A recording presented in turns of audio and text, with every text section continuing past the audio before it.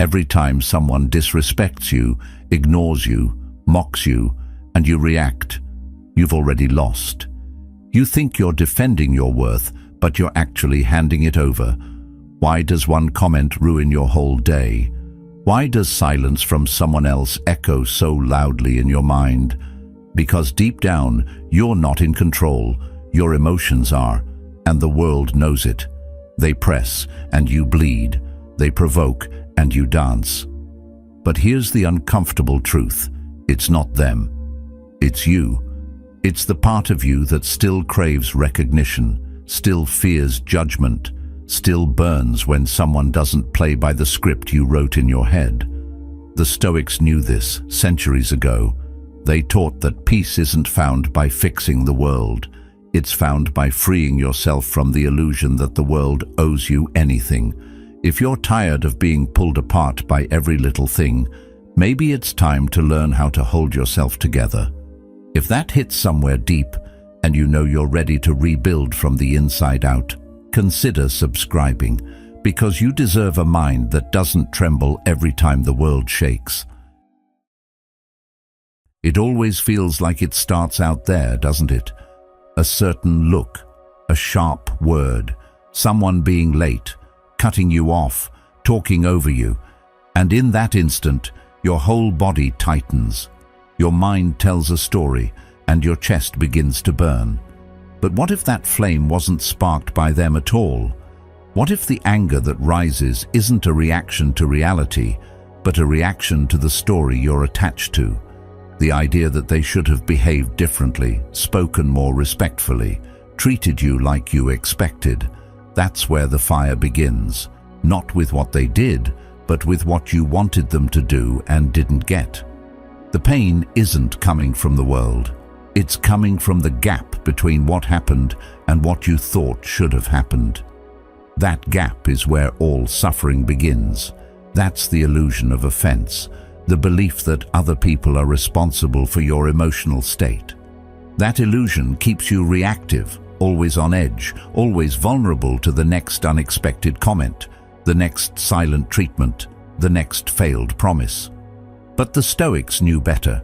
They understood that it's not the event that disturbs you, it's your opinion about the event. It's the meaning you slap onto it without even realizing it. You're not upset that someone cancelled plans. You're upset because you believe it means you're not important. You're not angry that someone raised their voice. You're angry because you believe it means they don't respect you. But what if you didn't rush to interpret everything as an attack? What if you could separate the event from the meaning? You'd see how little power those moments actually have. And this is the hard part, because we've been trained since childhood to believe that our emotions are caused by others. He made me mad. She ruined my day. But when you look closely, no one can make you feel anything unless you let them. Emotions aren't injected into you from the outside.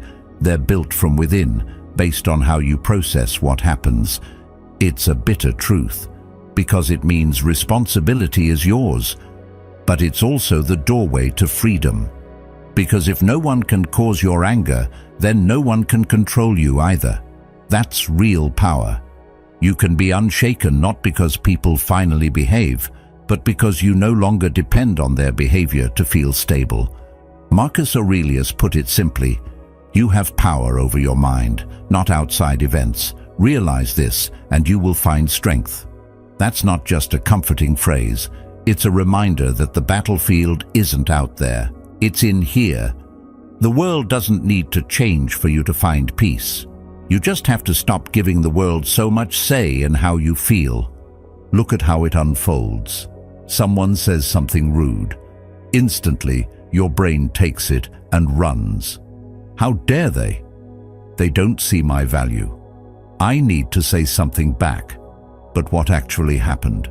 Words, sounds from someone else's mouth, the meaning, the insult, the rage, those are all added by your mind. If you didn't have a belief about what they should say, their words wouldn't land at all. You wouldn't even flinch. It's like watching someone yell in a language you don't understand. It doesn't touch you. That's the potential of a trained mind. Not to be numb, but to be so clear that you don't confuse noise for threat. You don't make every discomfort a crisis. You let life unfold as it will, and you meet it with your own clarity instead of your reactions. And it's not about pretending things don't bother you. It's about asking yourself, why does this bother me? What belief do I have about this moment that makes me feel insulted or offended? You'll often find that it's not the person who hurt you. It's your image of who they were supposed to be. A friend who doesn't show up, a partner who doesn't understand, a stranger who doesn't show respect. You aren't hurt by the truth. You're hurt by the dream, the version of them you built in your mind. And that's where suffering grows. We're rarely wounded by what is. We're wounded by what we imagined would be. So the path forward isn't to avoid people or control every situation. It's to start watching your expectations. Catch them in the act. Notice how quickly your mind creates a version of what should happen and how furious it gets when life refuses to obey. That's where anger lives. Not in the world, but in resistance to the world. And every time you believe that someone else is responsible for your peace, you've handed it away. You've told the world, you can decide how I feel, but you don't have to live like that anymore. This shift won't happen overnight. You'll still get triggered. You'll still feel that sting in your chest, the heat in your face. But if you can pause, just for a moment, and ask, what story am I telling myself right now? You'll start to see through the illusion. You'll realize you're not a puppet to your emotions. You're the one holding the strings. It's not about suppressing your anger. It's about not being fooled by it. Because anger always says, they did this to me. But wisdom always answers, I chose to respond this way. You are not weak for feeling hurt, but you stay weak when you let that feeling dictate your actions. The stronger path is to look inward, to question the reaction, to sit with the discomfort until it dissolves. Carl Jung once said, everything that irritates us about others can lead us to an understanding of ourselves. Your anger is not a flaw. It's a flashlight. It's showing you where you've tied your peace to someone else's behavior. And every time you see that clearly, you reclaim a piece of your mind. This is the beginning of emotional strength. Not control over others, but mastery of your own responses. The world will keep moving. People will keep disappointing, surprising, provoking. But you don't have to move with them. You can remain rooted. You can become the kind of person who hears, who sees, who feels, and stays unshaken. Not because you're disconnected, but because you've connected so deeply to yourself that nothing external can pull you apart. That's not denial, that's discipline, and that's where your real power lives. Everyone tells you that reacting means you're strong, that when someone crosses a line and you snap back, you've won, that when you raise your voice, when you walk out, when you send the angry text, you're proving something, that you're not to be messed with, that you're standing up for yourself. But if you really pay attention, if you're brutally honest with yourself, you'll see the truth hiding underneath the noise. Most reactions aren't strength, they're habits, the same emotional loop replaying itself over and over again. Someone presses the button and you light up like a fuse. You don't think, you don't pause, you just go. And then later, when the dust settles, you call it justified. But was it?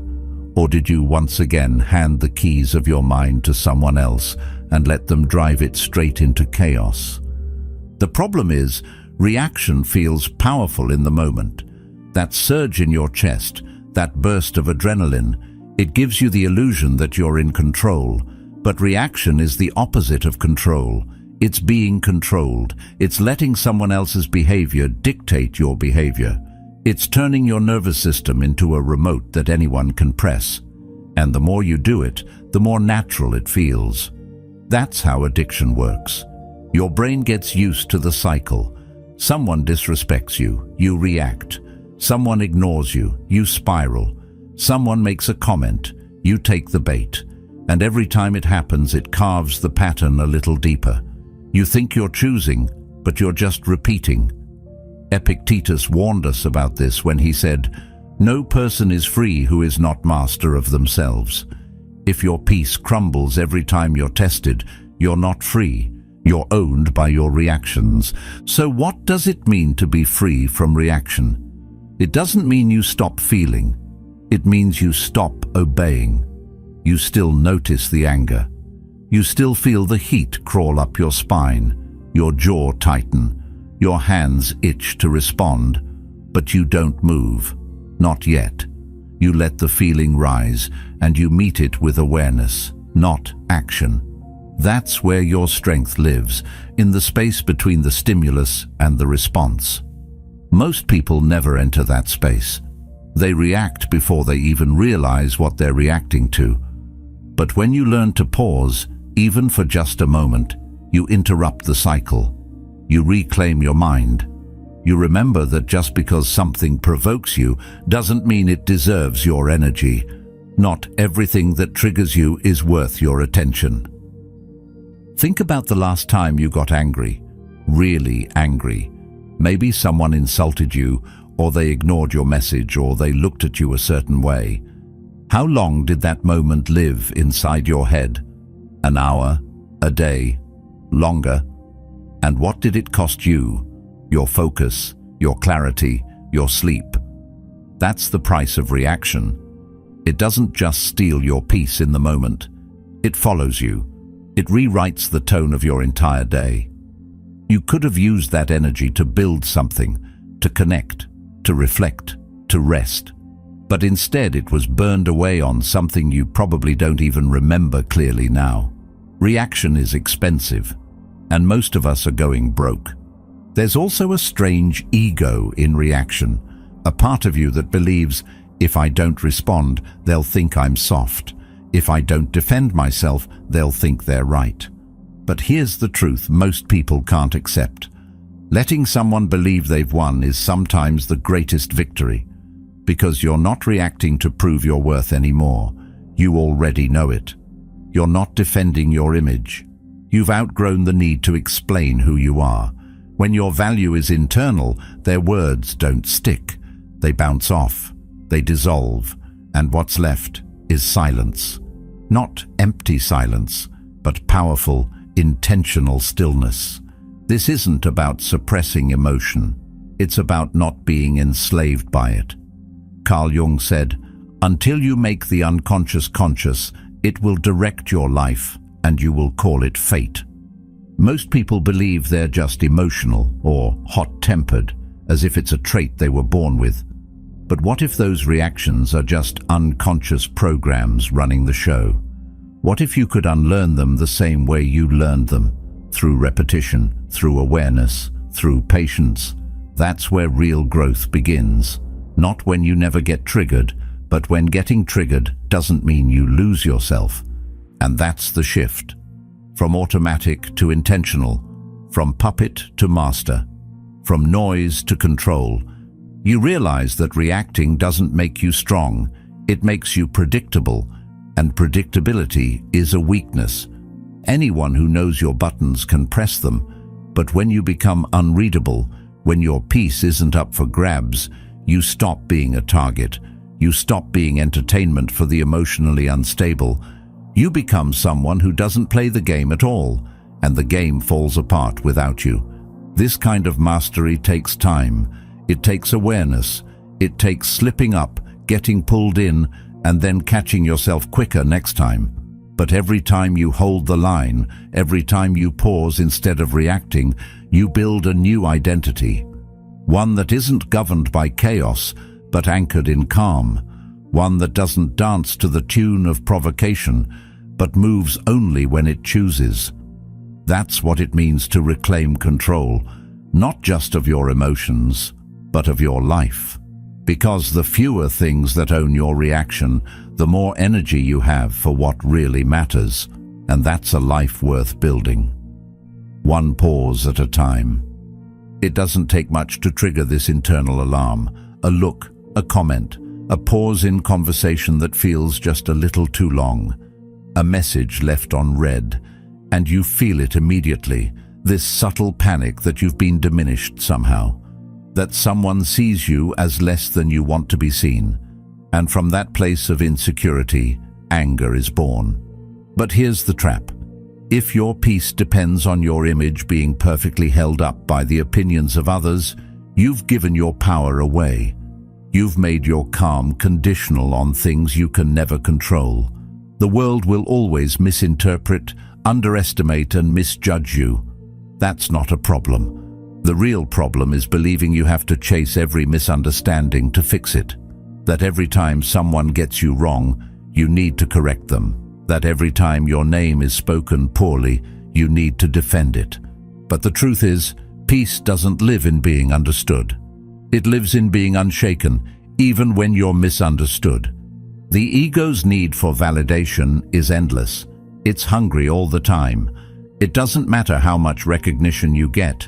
There's always someone who will see you in a smaller way, and your ego will beg you to fight that, to argue, to explain, to perform your value until they finally agree. But even if they do, the satisfaction doesn't last, because it was never about truth. It was about ego, and ego feeds on conflict. It convinces you that every disagreement is a threat, that every challenge to your image is a battle that must be won. But winning in that space never leads to freedom. It leads to exhaustion.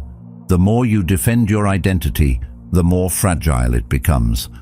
Imagine how different life would be if you didn't need people to see you a certain way. If you could be content with being underestimated, misread, or even disliked without it disturbing your inner stability. That's not apathy, that's maturity, that's strength. Epictetus once said, "If you want to improve, be content to be thought foolish and stupid." Most people would never say that out loud, but the fear of being seen that way runs deep. It's why we argue when someone questions our knowledge, why we interrupt to prove we know more, why we can't sit in silence when we feel dismissed. But if you can learn to let go of that fear, something incredible happens. You gain access to a kind of peace that no one can take from you, because your self-worth is no longer up for debate. This doesn't mean you allow disrespect. It means you choose how you respond to it. There's a big difference between setting boundaries and defending your ego. One protects your space, the other tries to protect your story. One is grounded, the other is reactive. And most of what we call boundaries are just ego dressed in armor. Real strength is when you can walk away not because you're angry, but because you no longer find value in explaining yourself. When you know who you are so deeply that someone's misunderstanding feels like background noise instead of a personal threat. Think about how much energy you've spent trying to be seen the right way. How many conversations you've replayed, how many texts you've written and rewritten, how many moments you've ruined for yourself because your mind was caught in the web of image management. The ego says, don't let them think that about you. But your higher self whispers, what they think has nothing to do with your truth. That shift is powerful. It's the moment you stop living as a reaction to how others perceive you and start living from a calm, centered place that doesn't need permission to exist. Carl Jung believed that the parts of ourselves we avoid become the very things that control us. The ego avoids weakness, foolishness, vulnerability. It hides those things in the dark and fights like a wild animal when they're brought to the light.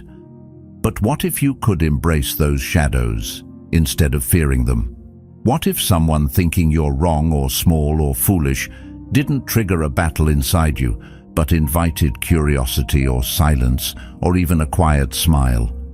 That's not weakness. That's evolution. You begin to feel compassion for those who try to hurt you, not because you've given up, but because you've outgrown the need to be on their level. You no longer need to match their energy because you're no longer operating from the same fragile frame. There's a weight that comes with needing to be understood all the time, a constant pressure to correct, to justify, to perform.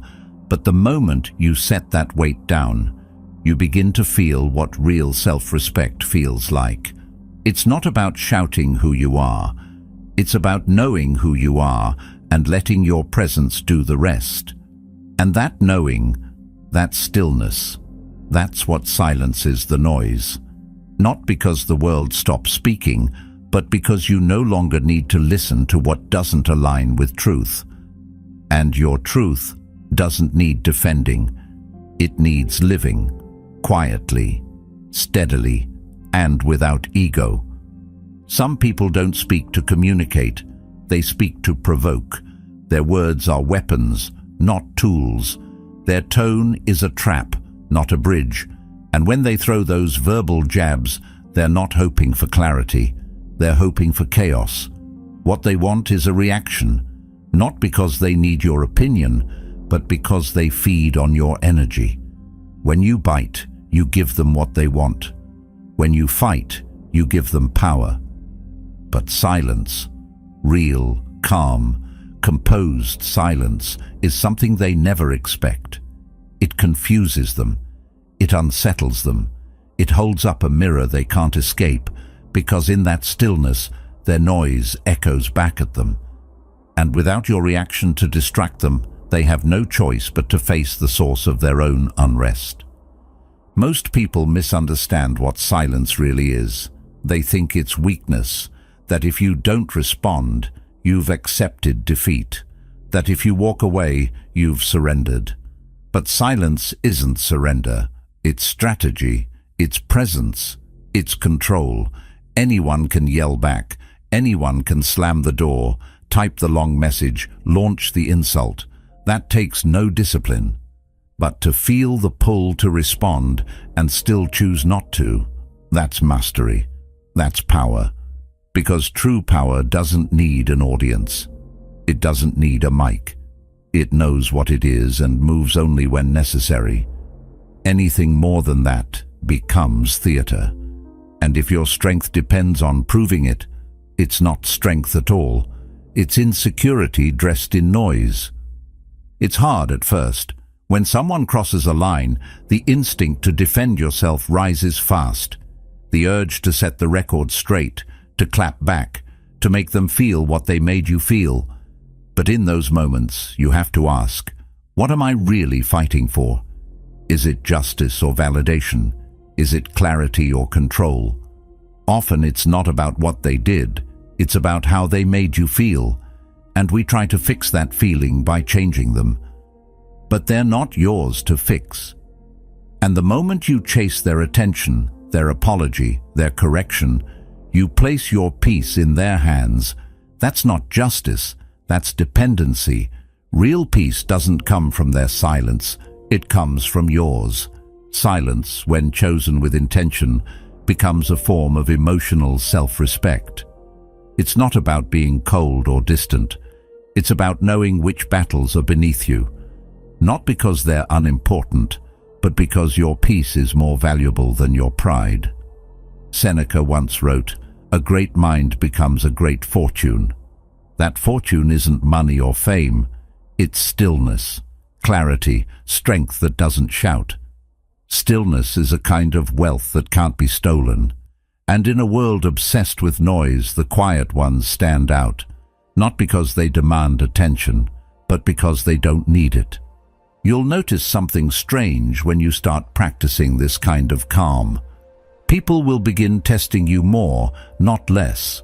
They'll say things just to see if you'll break. They'll poke at your silence, not because they're brave, but because your self-control challenges their instability. It makes them uncomfortable, and people hate being uncomfortable, so they'll try to drag you into the same chaos they're drowning in, hoping you'll flail too. But if you can stay still, even when your ego begs for a response, something powerful shifts. You no longer match their energy. You control the atmosphere. You stop being pulled and start becoming the one who anchors. Carl Jung believed that what we resist persists. When we resist being misunderstood, we stay trapped in the loop of needing to explain. When we resist the discomfort of silence, we end up filling it with noise that weakens us.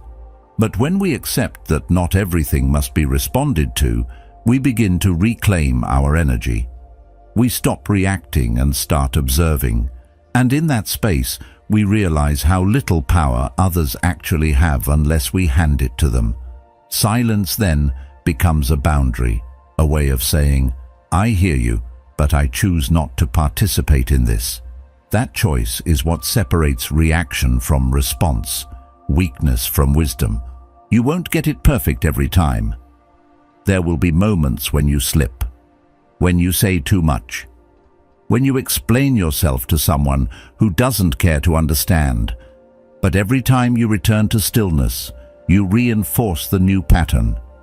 You teach your mind that peace isn't something that needs defending. It just needs protecting. And sometimes protection looks like a breath instead of a word, a pause instead of a comeback, a closed mouth instead of an open wound. Eventually, silence becomes your default. Not because you're disconnected, but because you've learned that loudness rarely changes minds, that arguments often create distance, not clarity, and that those who truly see you don't need explanations. The rest will see whatever their mind is already prepared to believe. Let them. You don't need to carry their confusion. You don't need to meet them where they are just to prove you're above them. The most dignified thing you can do is stay still while others unravel around you. Because it's not your job to correct every perspective, only to live from one that brings you peace. And peace is quiet. It doesn't perform. It doesn't fight for attention. It simply exists. Like water in a deep well, calm, clear, undisturbed. You can visit it whenever you choose, but no one else can poison it unless you let them. And when people come with their storms, their noise, their chaos, you no longer open the door. You don't yell back through it. You don't throw anything at it. You just let it knock and pass. Because the silence that comes from strength is not empty. It's full of everything they wish they could control in you, but can't. People often confuse detachment with apathy. They think it means turning your heart off, walking through life untouched, uncaring, numb to everything and everyone. But that's not detachment. That's escape. True detachment doesn't mean you stop feeling. It means you stop being ruled by what you feel. It's not a wall. It's a window, clear and calm. You still see, you still sense, you still hurt, and you still love. But you do it without drowning in it. You make space between the feeling and the reaction. You learn to observe before you act. That space is where your strength grows. So much of our suffering comes from being swept up in waves we never pause to look at. We feel something sharp and we immediately respond, without asking why it's there. But imagine if you paused instead, not to suppress, not to deny, but to understand. What is this feeling trying to tell me? Is it about this moment, or is it about something older, something I've carried for years without noticing? That's the gift of detachment. It slows everything down just enough for you to hear what your emotions are really saying before they take the wheel. You stop being a slave to impulse. You stop living on edge. Most people think reacting quickly shows confidence, but it often shows fear. It shows how badly we want to avoid sitting with discomfort, how quickly we want to silence anything that feels threatening. But growth doesn't happen in that speed. It happens in the pause. It happens in the quiet moment where you feel the discomfort rise, and instead of running, you lean in. We live in a culture that rewards dramatics. The louder the outrage, the more attention it gets. The more reactive you are, the more you seem real or passionate. But real passion doesn't flail, it focuses. Real power doesn't scream, it chooses. Detachment isn't emptiness, it's the ability to respond instead of react. It's clarity. It's strength under pressure.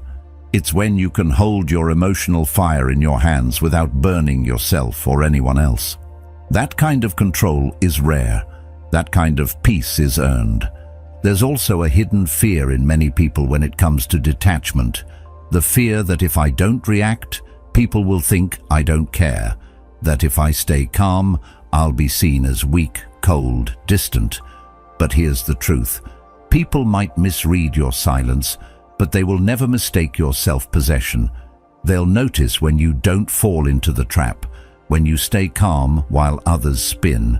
They might not say it, but they'll feel it. And slowly, they'll learn that their chaos has no grip on you, that your emotions are yours, not something for them to pull like strings. And this isn't about being better than anyone else. It's not superiority, it's stability. It's emotional maturity. When you stop reacting to everything, you start responding to what actually matters. Not every opinion is worth your breath. Not every argument is worth your peace. Not every invitation to chaos needs to be accepted. Detachment teaches you to be selective with your energy, to invest it, not leak it, to place it where it grows something, not just where it burns. It's easy to mistake this kind of self-discipline for detachment in the unhealthy sense, but the key difference is intention. Detachment from a place of fear avoids connection. Detachment from a place of strength deepens it, because now you're not entering relationships to complete yourself or defend yourself. You're coming in whole. You're offering your presence, not your dependency. That's the version of you people can actually feel safe around, because you're not reacting out of old wounds. You're responding with awareness. This is emotional mastery, not perfection, not suppression, but the ability to feel fully without being consumed, the ability to stay connected to your inner world while interacting with the outer one. You still care deeply, but now you care wisely. You no longer let someone else's behavior decide the shape of your day. You choose that. You no longer chase closure from those who don't understand you. You offer yourself peace and let them keep their misunderstandings. That's what real freedom looks like. And it's not something that happens overnight. You will forget. You will fall into old habits. You will react and regret and want to rewind. But that's okay, because every moment you remember, you rebuild. Every time you choose the pause, the breath, the awareness, you get stronger. Detachment isn't a finish line. It's a way of moving through life. It's how you meet pain without flinching, how you face disappointment without collapsing, how you walk through noise without losing your quiet center. In the end, the goal isn't to stop feeling, it's to feel everything and still act with wisdom. To let your emotions visit, but never let them make your choices for you. To recognize the storm, but not get pulled into it. To understand what hurts you and learn from it, instead of being ruled by it. That's detachment, not absence, not indifference, just strength, steady, rooted strength. The kind that doesn't shout, but holds. The kind that lets you breathe deeply, think clearly, and move forward, not from habit, but from truth. Anger often feels justified. It rises quickly, fills your chest, narrows your vision, and convinces you that it's the right response to what just happened, that someone else's words, actions, or attitude crossed a line. But if you look closely, really look, you'll find that most of the time, anger doesn't start in cruelty. It starts in confusion. You don't understand why they acted that way, why they said that, why they suddenly pulled away, lashed out, lied, or ignored you. And in the space where understanding is missing, your mind fills in the gaps, with judgment, with assumptions, with stories that center you as the target and them as the threat. But what if that space didn't have to be filled with fire? What if it could be filled with insight? When you begin to understand what drives someone else's behavior, You take away its power to shake you. You start to see that the sharpness in their voice wasn't about you. It was about the chaos they carry. That the coldness in their silence wasn't rejection. It was fear.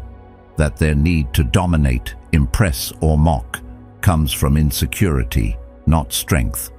You stop personalizing behavior that was never personal to begin with. Not because you excuse it, not because it's acceptable, but because you see through it. And once you see clearly, anger loses its grip. Most people aren't waking up in the morning looking for ways to hurt others. They're waking up trying to survive their own mess. Their behavior is often a reflection of internal storms they've never learned to calm. The one who lashes out might be desperate to feel seen. The one who manipulates might be terrified of being abandoned. The one who always needs to be right might feel worthless without control. Understanding this doesn't make the behavior okay, but it makes it easier to meet it without being pulled under by it. Because once you recognize that their chaos belongs to them, you stop making it yours. Socrates once said, "Be kind, for everyone you meet is fighting a hard battle." And it's not a poetic idea, it's a truth most people never slow down enough to absorb. That battle isn't always visible. It's not marked on their face or written in their tone, but it's there, buried beneath habits, defense mechanisms, pride, silence, overcompensation. The problem is, when you don't see the battle, you assume it's about you. You react as if every rude comment is an attack. Every passive-aggressive joke is aimed straight at your worth. But when you understand that pain often dresses itself in armor, your instinct to react softens. This kind of understanding doesn't make you weak. It makes you wise. Because now you're responding to what's real, not just what's loud. Now you can choose how to engage or whether to engage at all. You don't get baited into emotional games. You don't need to match their tone or prove your point. You see what's driving them, and you decide what kind of energy you want to meet it with. Sometimes that's compassion, sometimes it's boundaries, but it's no longer reaction, it's choice. And choice is where your strength lives. Carl Jung taught that what we do not understand in others often points to what we have not yet understood in ourselves. So when someone's behavior triggers you deeply, there's usually a lesson there, something unexamined, something unresolved. Maybe it's your need to be respected, or your fear of being unseen, or a part of you that still feels like you have to fight for your place. Understanding others also opens the door to understanding yourself. Because the clearer you see them, the more clearly you begin to see your own wounds, your own reflexes, your own patterns of reaction. Think about how many arguments were simply misunderstandings. How many broken connections came from reacting before pausing to see the full picture. Understanding isn't just a tool, it's protection. When you understand, you don't waste energy on the surface level. You get to the root. You see the fear behind the insult, the insecurity behind the arrogance, the pain behind the anger. And that kind of vision makes you powerful, not in a loud, dominant way, but in a quiet, immovable one. You're no longer shaken by every wave because you've learned to read the water. But this level of understanding takes practice. It requires you to slow down when your instincts say speed up, to observe when your pride says strike, to listen when your ego says speak. It's not about overanalyzing every interaction. It's about choosing clarity over confusion, choosing perspective over projection, choosing to learn instead of lash out. And it doesn't always mean staying in situations that hurt. Sometimes understanding someone means walking away from them, not with bitterness, but with peace. Because you finally understand that their behavior is theirs to carry, not yours to fix. The more you train yourself to look deeper, the less you feel the need to defend. You start to recognize that not everything deserves a reaction, that not every opinion needs to be corrected, that not every cold look needs to be warmed. Some people are simply revealing where they are on their journey, and you're observing, you're learning, and in that learning, you're growing stronger, more centered, less shaken. You become the one who moves with awareness, not impulse. And perhaps the greatest part of understanding is what it unlocks in you. When you stop being triggered, you start becoming free. You begin to carry less resentment, less blame. You open up more space inside, for peace, for clarity, for growth. You stop rehearsing arguments in your head. You stop holding grudges. You stop needing revenge. Not because people hurt you less, but because their actions no longer land the same way. You see the story behind their behavior, and you let it pass. Understanding becomes the antidote. It soothes the part of you that used to overreact. It calms the part that used to feel attacked. It strengthens the part of you that used to shrink. It doesn't require you to tolerate disrespect, but it frees you from being disturbed by it. That's what makes it so powerful. It replaces confusion with clarity, clarity with calm, and calm with choice. So when the world tries to pull you into noise, you meet it with vision. When others show you who they are, you don't argue, you observe, because you've learned that their battle isn't yours. Your peace is, and you won't trade it away for anything less than understanding. Most people believe they're in control of their actions, that when they raise their voice, walk away, slam the door, or hit send on that impulsive message, it was a conscious choice. But if you look closely, really closely, you'll see that much of what you call choice is just reaction wearing a disguise. Someone says something sharp, and you snap back before your breath even returns. It happens fast, too fast to be deliberate. That moment, the one between their words and your reaction, is where your power could have lived. But most people never step into it. They skip right over it. They don't even know it's there. That space is called the pause.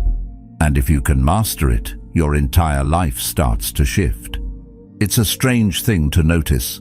That sliver of time, barely a second, where your body starts to tighten, your jaw clenches, your heart races. It's like standing at the edge of a cliff. Everything inside you wants to jump, to react, to defend, attack, or explain. But in that space, if you learn to stay still just long enough to notice, something powerful happens. You start to see clearly. The emotion is still there.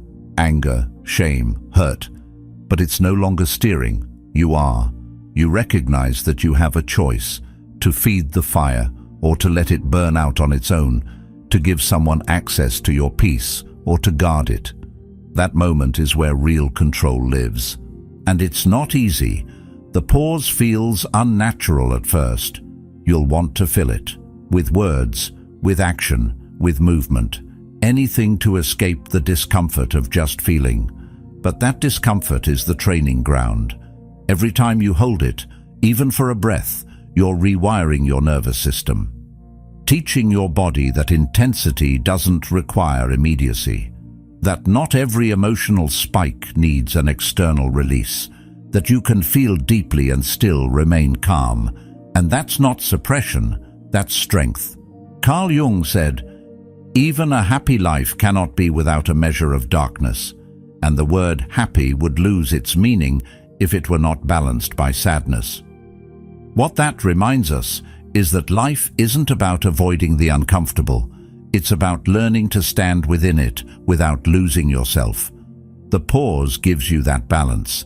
It helps you see the situation for what it is, not just what your ego interprets it to be.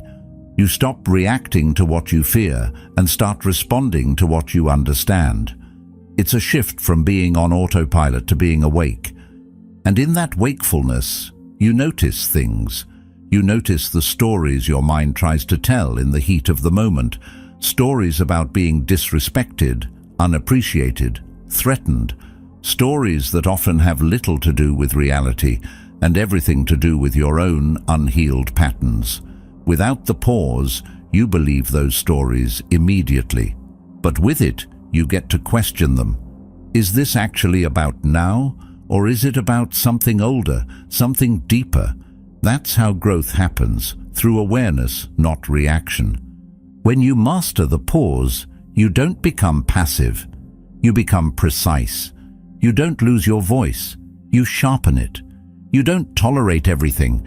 You just learn not to respond from the first wave of emotion. That first wave is usually the least honest.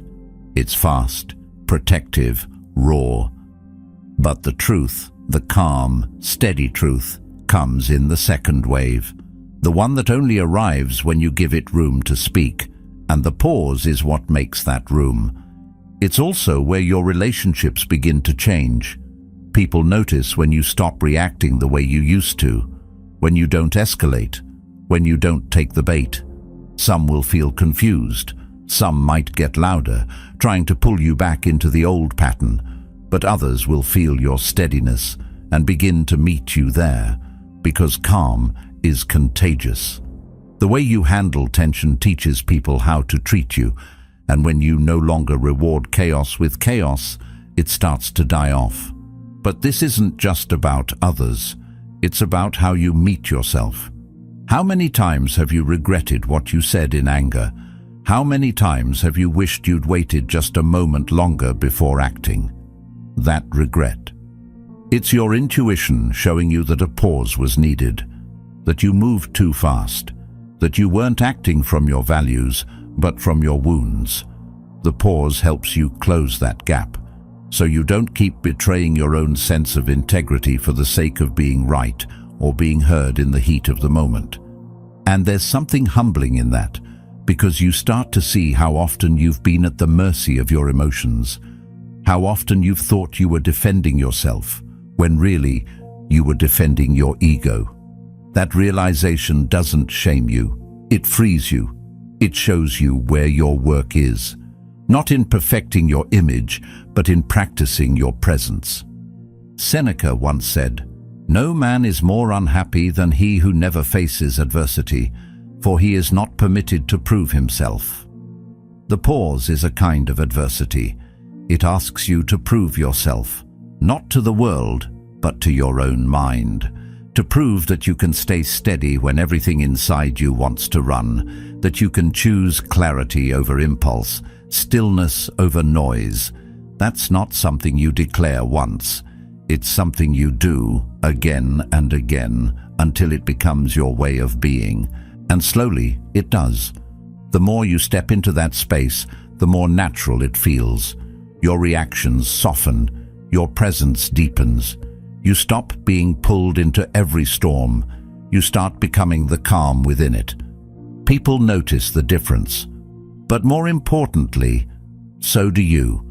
You start to trust yourself more, because you've shown yourself that you don't need to explode to be strong. You don't need to react to be real. You just need to stay long enough in the pause to choose the version of you that's aligned, not just the one that's loud.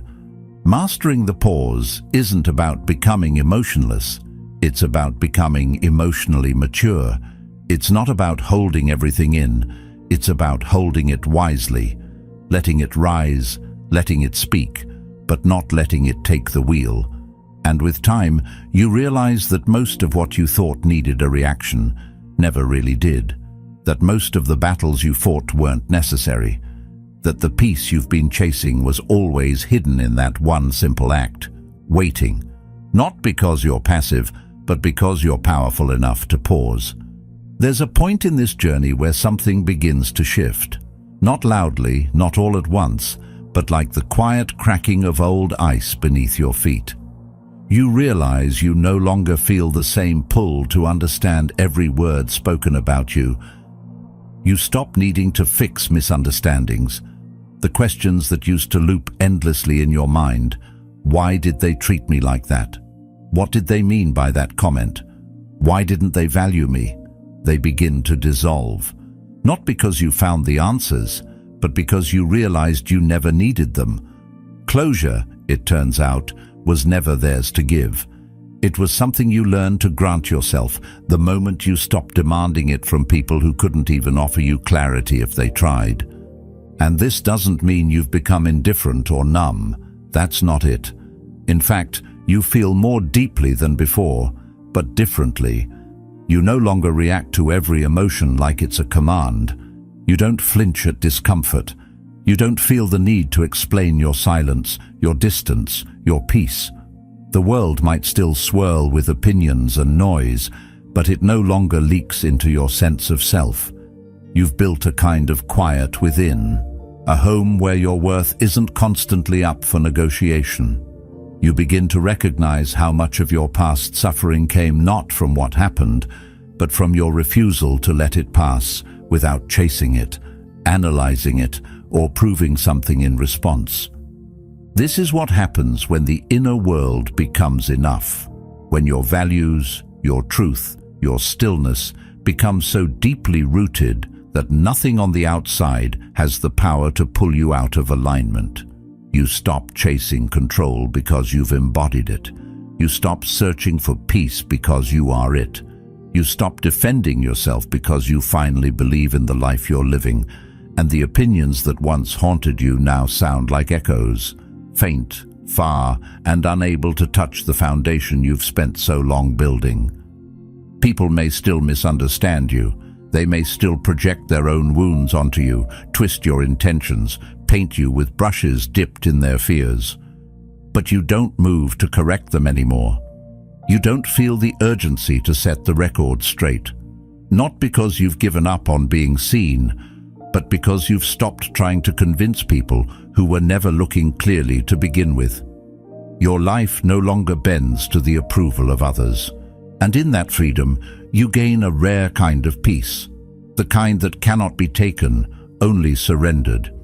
And you don't surrender it anymore. There's a freedom in no longer explaining yourself, a freedom in silence, in not needing to be right, in letting others carry their opinions without trying to change them. It's not weakness, it's strength. It's not defeat, it's evolution. You realize that your energy is a currency, and you've wasted too much of it in the past on battles that didn't matter, on trying to be understood by people committed to misunderstanding, on trying to win wars that only existed in your head.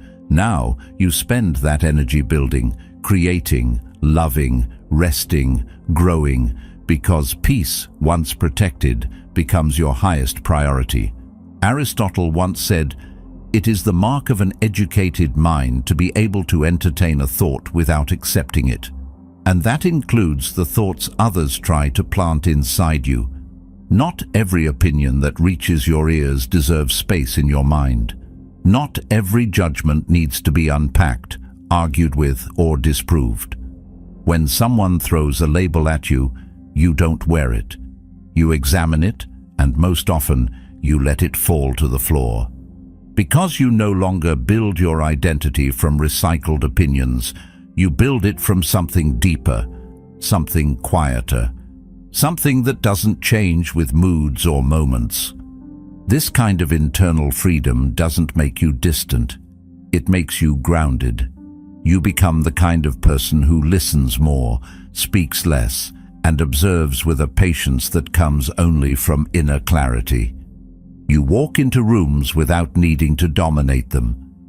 You exit situations without needing to justify your decision.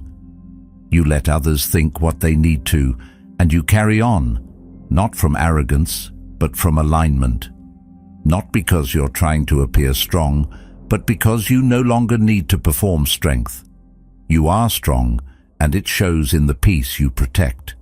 And yes, people will still test you, not out of malice, but because something in your stillness triggers what they've left unresolved. Your calmness will feel unfamiliar. Your silence will seem like defiance. Your detachment might be mistaken for judgment. But you're no longer responsible for how they interpret your peace. That belongs to them. You've spent enough time trying to make others comfortable with your boundaries. Now you honor them without apology, because your growth is not up for debate. Eventually you'll notice that the moments which used to consume you now pass through you like a breeze. You feel them, yes, but they no longer stay. They don't latch on. You no longer carry other people's chaos like it's your responsibility to clean it up. You recognize what's yours and what's not. And what's not yours, you let go. Not out of cruelty, but out of wisdom. Because carrying what doesn't belong to you isn't kindness. It's self-abandonment. And you've done enough of that in the past. Now, you return to yourself, every single time. To the place that no longer needs fixing. To the voice inside that doesn't scream, but speaks with quiet certainty. To the truth that doesn't demand to be believed, only lived. And in that return, you experience the final freedom. Not just freedom from others, but freedom from your own old self. The self that needed to be liked. The self that needed to win. The self that needed to be heard, even when the room wasn't listening. That self begins to rest. And what rises in its place is something steadier, stronger, and far more at peace. You don't need to fight for peace when you become the source of it. And once the noise outside no longer shakes the quiet inside, you've already won. If this spoke to something deep within you, there's another video waiting on your screen that will take you even further. Thank you for being here.